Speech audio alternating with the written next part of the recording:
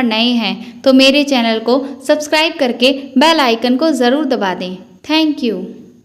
मैंने class 11th में एक नए गर्ल्स स्कूल में एडमिशन लिया था। मेरी मैथ्स टीचर बहुत स्ट्रिक्ट थे।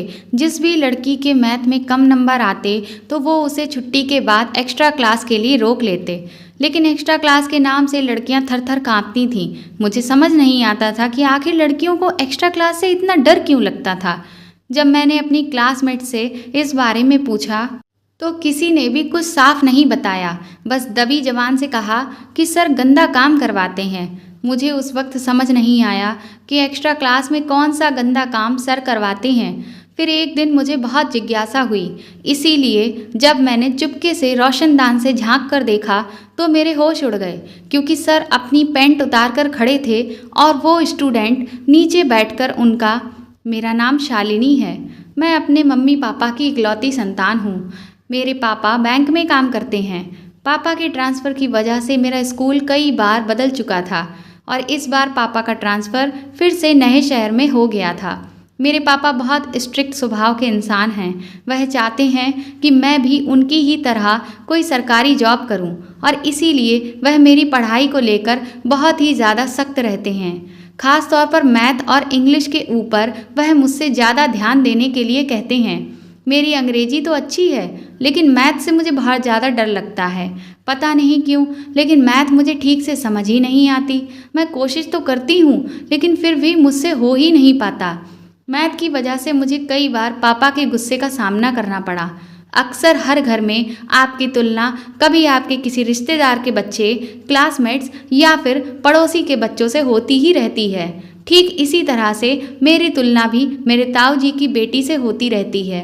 वह भी मेरी ही तरह इस साल 11th क्लास में आई है।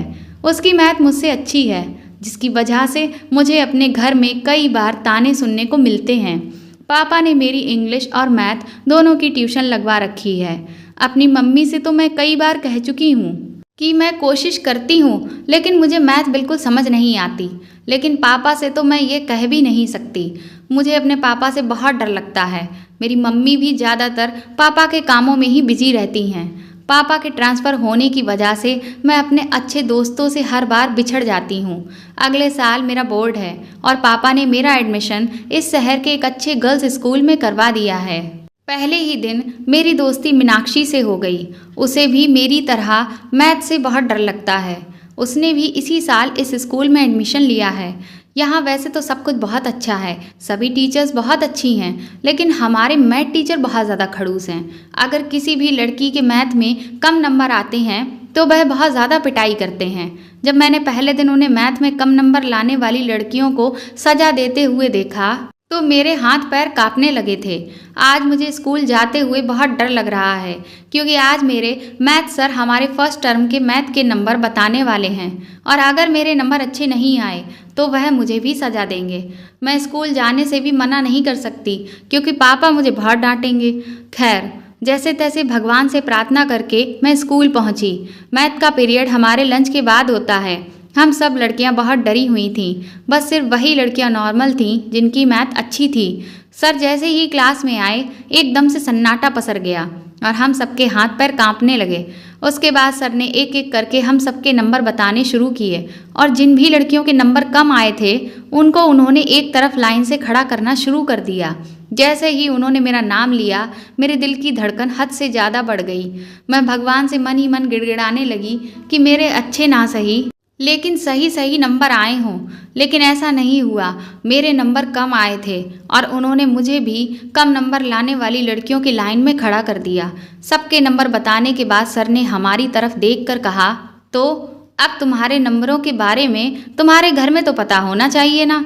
तो मैं तुम सबके फादर्स को फ़ोन करता हूँ और उन्हें तुम्हारी मेहनत के बारे में बताता हूँ। उनकी बात सुनकर हम सब लड़कियां सर से रिक्वेस्ट करने लगीं कि प्लीज़ सर ऐसा मत करिए, हम नेक्स्ट टाइम और भी ज़्यादा मेहनत करेंगे और अच्छे नंबर लेकर ज़रूर आएंगे। तो सर ने कहा कि अब अगली बार अच्छे नंबर तो आएंगे ही, क्योंकि अब मैं तुम में से हर एक को रोज़ाना 1 घंटा एक्स्ट्रा पढ़ाऊँगा। लेकिन आज जो नंबर आए हैं उसकी सज़ा तो तुम लोगों को मिलेगी। उसके बाद सर ने मेरी क्लासमेट्स को एक एक करके पीटना शुरू किया। लेकिन उनके सजा देने का तरीका मुझे बिल्कुल भी समझ नहीं आ रहा था। वह लड़कियों के दोनों गाल बुरी तरह से खींच रहे थे और बाह को पकड़कर मरोड़ रहे थे। उसके बाद वह कमर पर चिकोटी भी काटते थे। सभी लड़कियां बहुत रो रही थीं, लेकिन सर को किसी पर भी दया नहीं आई। जब मेरी बारी आई तो मुझे बहुत डर लगने लगा। मैंने सर से रिक्वेस्ट की कि वह मुझे छोड़ दें, लेकिन उन्होंने मेरी एक बात नहीं सुनी और उन्होंने मुझे भी सजा दी। मुझे बहुत दर्द हुआ। उस दिन जब मैं घर पहुंची तो मेरा मन बहुत उदास था। माँ ने पूछा कि क्या बात है, तो मैं उन्हें चाह कर भी कुछ नहीं बता पाई, क्योंकि अगर मैं कहती तो फिर माँ को पता चल जाता कि मेरे मैथ में नंबर बहुत खराब आए हैं और मैं नहीं चाहती थी कि घर में किसी को भी इस सब के बारे में पता चले। खैर, अगले दिन से जिन लड़कियों के नंबर कम आए थे, छुट्टी के बाद सर उन्हें एक्स्ट्रा क्लास के लिए रुकने को कहने लगे। अगले दिन हमने जिस लड़की को सर ने एक्स्ट्रा क्लास में पढ़ाया था उससे पूछा कि एक्स्ट्रा क्लास में क्या हुआ, तो वह घबरा गई और बोली कि कुछ नहीं, बस पढ़ाया था। उसके बात करने के तरीके से हमें बहुत अजीब लगा। मैंने मीनाक्षी से कहा कि यह इतना डर क्यों रही है, तो मीनाक्षी ने कहा कि सर हैं ही बहुत खड़ूस, उन्होंने एक्स्ट्रा क्लास में भी बहुत पिटाई लगाई होगी, इसीलिए वह डर रही है। अब तो मुझे भी डर लग रहा था एक्स्ट्रा क्लास के नाम से। मैंने मीनाक्षी से कहा कि तो हम एक्स्ट्रा क्लास नहीं लेंगे, हम कुछ भी बहाना बना देंगे कि हमारी तबीयत नहीं ठीक है। लेकिन मीनाक्षी ने कहा कि अगर हमने ऐसा किया तो सर घर पर फ़ोन करके सब कुछ बता देंगे और फिर तो हमें घर पर भी सज़ा मिलेगी। मुझे उसकी बात सही लगी। अब एक्स्ट्रा क्लास लेने के अलावा हमारे पास कोई दूसरा रास्ता नहीं था। धीरे धीरे दिन बीतने लगे और सर बारी बारी से हर दिन एक लड़की को रोककर 1 घंटे के लिए पढ़ाते। लेकिन मुझे एक बात बहुत अजीब लग रही थी कि जिस भी लड़की से ये पूछा जाता कि सर ने एक्स्ट्रा क्लास में क्या पढ़ाया, वह बुरी तरह से घबरा जाती। आज एक्स्ट्रा क्लास में पढ़ने की बारी मीनाक्षी की थी। वह बहुत डरी हुई थी, लेकिन मैंने उसे हिम्मत देते हुए कहा कि तुम डरो मत, बस सर जैसे पढ़ाएं अच्छे से पढ़ना और ज़्यादा कुछ मत कहना। फिर मैं अपने घर चली गई। अगले दिन जब मैं स्कूल पहुंची तो मीनाक्षी की तबीयत कुछ ठीक नहीं लग रही थी। मैंने उससे पूछा कि कल एक्स्ट्रा क्लास में सर ने क्या पढ़ाया था, तो वह घबरा गई और उसकी आंखों में आंसू आ गए। मेरी और उसकी दोस्ती काफ़ी अच्छी हो चुकी थी, तो अगर वह किसी बात को लेकर परेशान होती तो मैं उसके बात करने के तरीके से ही समझ जाती थी। जब उसने मुझसे कहा कि कुछ नहीं, बस सर ने पढ़ाया था, तो मैं समझ गई कि वह मुझसे झूठ बोल रही है। मैंने उससे कहा कि तुम तो मेरी अच्छी दोस्त हो, लेकिन फिर भी तुम मुझसे छुपा रही हो। आखिर सर एक्स्ट्रा क्लास में ऐसा क्या पढ़ाते हैं कि कोई कुछ बताना ही नहीं चाहता। मीनाक्षी ने मुझसे कहा कि मेरी तबीयत कुछ ठीक नहीं है और मैं अकेले बैठना चाहती हूँ, मेरा बात करने का भी मन नहीं है, और वह दूसरी सीट पर जाकर बैठ गई। उसके बाद तो हर दिन मुझसे कटी कटी सी रहने लगी वो। मैं अगर उससे कभी बात करने की कोशिश भी करती तो भी वह मुझसे दूर भागती रहती। मुझे समझ नहीं आ रहा था कि आखिर वह ऐसा क्यों कर रही है। आज जब मैथ का पीरियड खत्म हुआ तो सर ने मुझसे कहा, शालिनी कल मैं तुम्हारी एक्स्ट्रा क्लास लूँगा, इसलिए अपने घर पर बताकर आना कि तुम स्कूल में 1 घंटा एक्स्ट्रा रुकोगी। उनकी बात सुनकर मैं घबरा गई। फिर जब मैं घर पहुंची तो मैंने माँ को इस बारे में बताया, तो माँ खुश होकर बोली, यह तो बहुत अच्छी बात है कि तुम्हारे टीचर इतने अच्छे हैं कि वह बच्चों पर अपना ज़्यादा समय दे रहे हैं। मैं मन में सोचा, माँ जिस चीज़ को लेकर खुश हो रही है उन्हें नहीं पता कि उससे बाकी बच्चे कितना डरते हैं। उस रात मैं ठीक से सो भी नहीं पाई, क्योंकि पूरी रात मुझे एक्स्ट्रा क्लास का डर ही लगता रहा। मैं भगवान से यह दुआ करती रही, काश कभी सुबह ही ना हो, लेकिन ऐसा तो हो ही नहीं सकता। अगले दिन जब मैं उठी और स्कूल के लिए तैयार होने लगी, तभी अचानक से पापा कमरे में आए और कहा कि आज तुम्हें स्कूल जाने की ज़रूरत नहीं है, हमें कुछ ज़रूरी काम से अपने गांव जाना है। उनकी यह बात सुनकर मुझे ऐसा लगा कि जैसे मुझे न जाने कितनी बड़ी खुशी मिल गई हो। पहली बार पापा के मुंह से कुछ सुनकर अच्छा लग रहा था। पापा बोले कि मैंने छुट्टी की एप्लीकेशन लिखकर तुम्हारे स्कूल में भिजवा दी है। वह दिन मेरी ज़िंदगी का सबसे खुशहाल दिन था। धीरे धीरे समय बीतने लगा और हमारे 2nd टर्म के एग्ज़ाम हुए और फिर उसका रिज़ल्ट आया। इस बार भी मेरे मैथ में नंबर बहुत बुरे आए थे। सर ने हम लोगों की बहुत पिटाई की और फिर उन्होंने कहा कि तुम लोगों की अब 2 घंटे की एक्स्ट्रा क्लास लेनी पड़ेगी। हम में से कुछ लड़कियों ने हिम्मत करके सर को एक्स्ट्रा क्लास के लिए मना कर दिया, तो उन्होंने कहा ठीक है, अगली बार तुम लोगों का बोर्ड है और यह तो तुम लोग जानते ही हो कि तुम्हारे पेरेंट्स तुम्हारे बोर्ड एग्जाम को लेकर कितने परेशान हैं। तो मैं उन्हें अभी बता देता हूँ कि तुम लोग अपने बोर्ड एग्जाम को लेकर कितना सीरियस हो और कितनी मेहनत कर रहे हो। आखिर तुम्हारे नंबर उन्हें भी तो पता चलने चाहिए। सर की यह बात सुनकर हम सब बहुत घबरा गए और 2 घंटे की एक्स्ट्रा क्लास के लिए रेडी हो गए।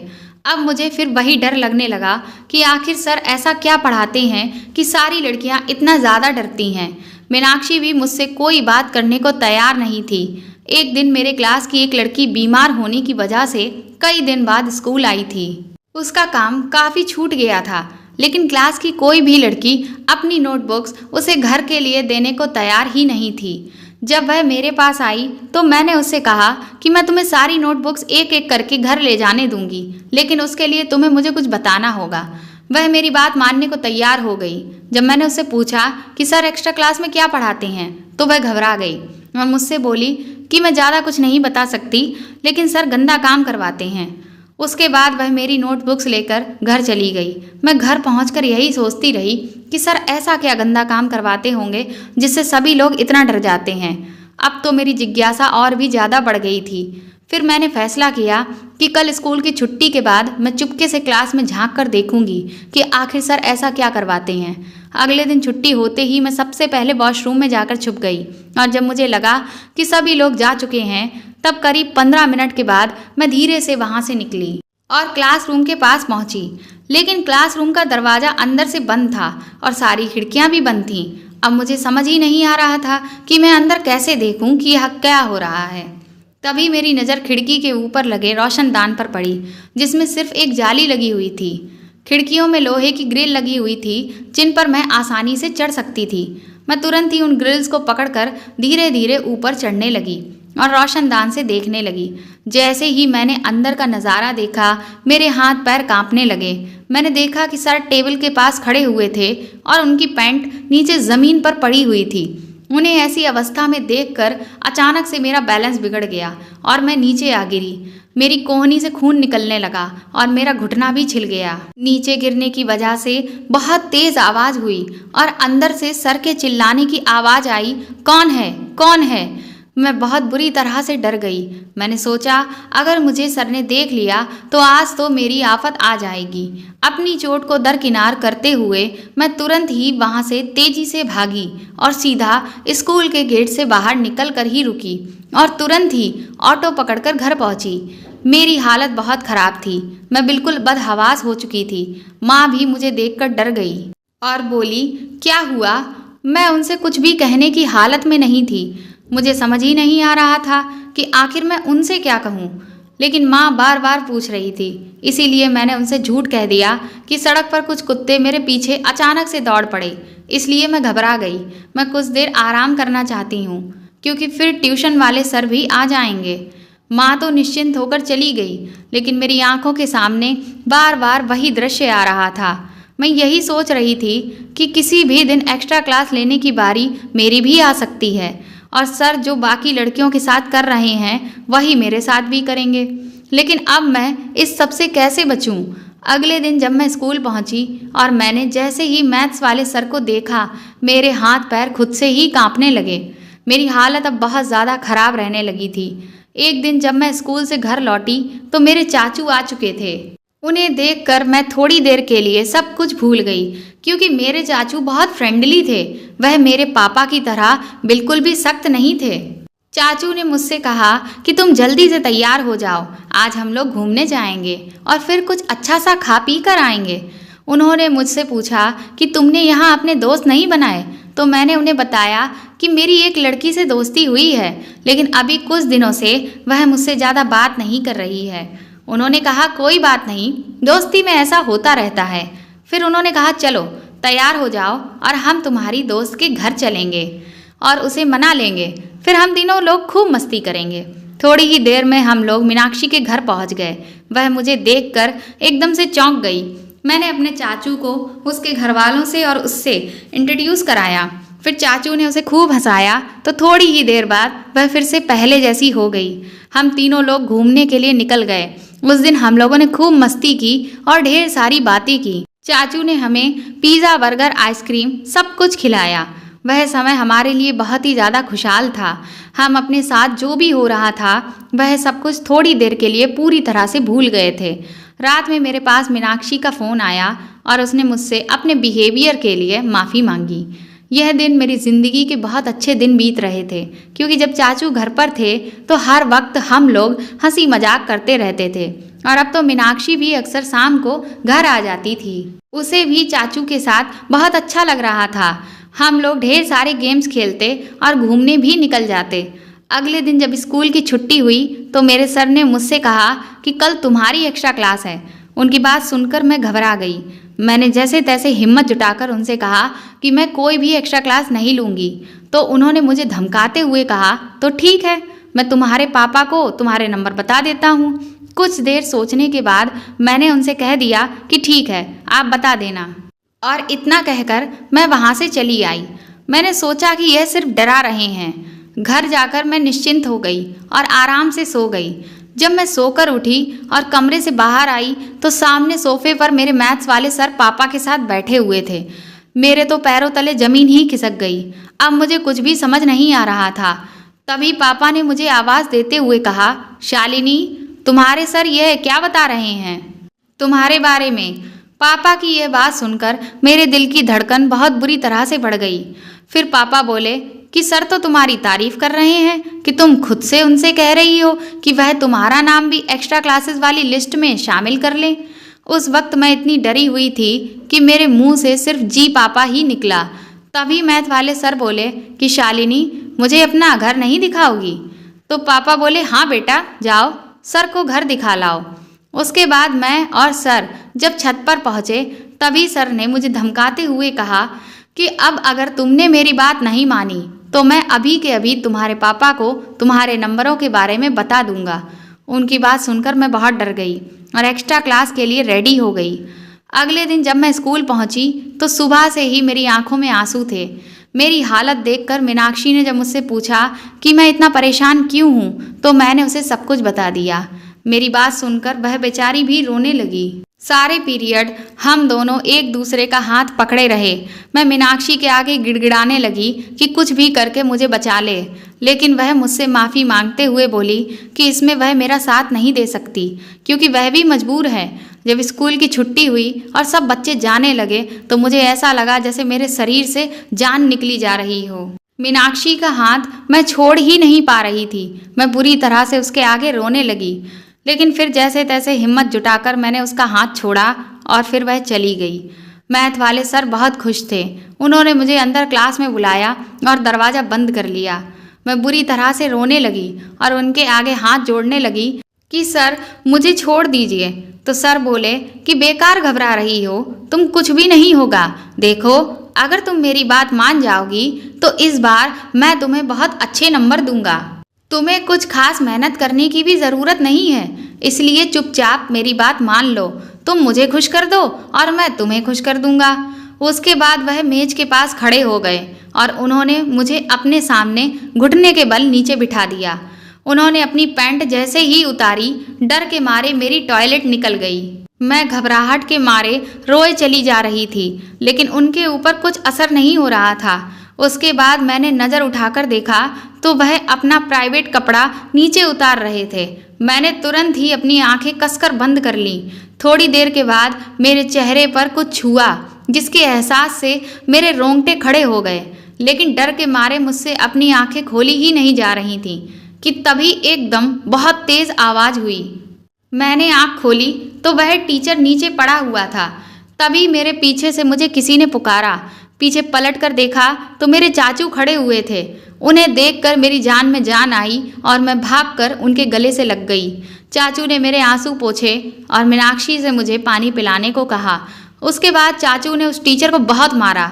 थोड़ी देर के बाद चाचू ने पुलिस को इन्फॉर्म कर दिया और फिर पुलिस उस टीचर को गिरफ्तार करके ले गई। फिर हम तीनों लोग मेरे घर पहुंच गए। चाचू ने मुझसे कहा कि मैंने यह सब घर में किसी को क्यों नहीं बताया। तो मैंने बताया कि पापा किस तरह से पढ़ाई को लेकर सीरियस हैं और मम्मी भी एक्स्ट्रा क्लासेस के नाम से कितना खुश थीं। वह मेरी बात समझने को तैयार ही नहीं थी। मेरी बात सुनकर पापा भी बहुत शर्मिंदा हुए और मम्मी पापा ने मुझसे माफ़ी मांगी। पापा बोले, बेटा मैं कंपटीशन में इतना अंधा हो गया था कि यह समझने की कोशिश ही नहीं की कि हर बच्चा हर क्षेत्र में होशियार नहीं हो सकता, लेकिन अब तुम मुझे माफ़ कर दो। और पापा ने मुझे गले लगा लिया। मम्मी ने भी मेरे सर पर हाथ फेर कर कहा कि आज के बाद कोई भी बात हो तो तुम साफ साफ मुझे बेझिझक बताना। जब सब कुछ ठीक हो गया तब मैंने मीनाक्षी से पूछा कि चाचू अचानक से वहाँ कैसे आ गए। तो मीनाक्षी ने कहा कि मैं स्कूल से निकल कर जा तो रही थी, लेकिन तुझे लेकर मैं बहुत ज़्यादा परेशान थी। मुझे कुछ भी समझ नहीं आ रहा था और जैसे ही मैं गेट के पास पहुंची तभी मुझे चाचू दिखे। उन्हें देखते ही मेरे अंदर न जाने कहाँ से हिम्मत आ गई और मैंने उन्हें सब कुछ बता दिया। चाचू ने कहा कि आज मेरे एक फ्रेंड का बर्थडे है, तो मैंने सोचा कि तुम दोनों को भी मैं उसकी पार्टी में लेकर चलूं, इसीलिए मैं स्कूल तुम्हें लेने के लिए आया था। मैंने मीनाक्षी को बहुत बहुत शुक्रिया कहा क्योंकि आज उसकी वजह से मैं बच पाई थी और एक मुजरिम को उसकी सज़ा मिल पाई थी। इस दुनिया में हर बच्चे की अपनी क्षमताएं हैं। ये ज़रूरी नहीं कि हर बच्चा पढ़ने में नंबर 1 ही हो, इसीलिए हमें अपने बच्चों की तुलना दूसरे बच्चों से नहीं करनी चाहिए। आपको ये कहानी कैसी लगी प्लीज़ हमें कमेंट करके ज़रूर बताएं और प्लीज़ आप मुझे ज़्यादा से ज़्यादा सपोर्ट करिए। मेरी इस कहानी को ज़्यादा से ज़्यादा शेयर करें, लाइक करें और अगर आप मेरे चैनल पर नए हैं तो सब्सक्राइब करके बेल आइकन को ज़रूर दबा दें ताकि आगे ऐसी ही कहानियाँ मैं आपको सुनाती रहूँ। Thank you.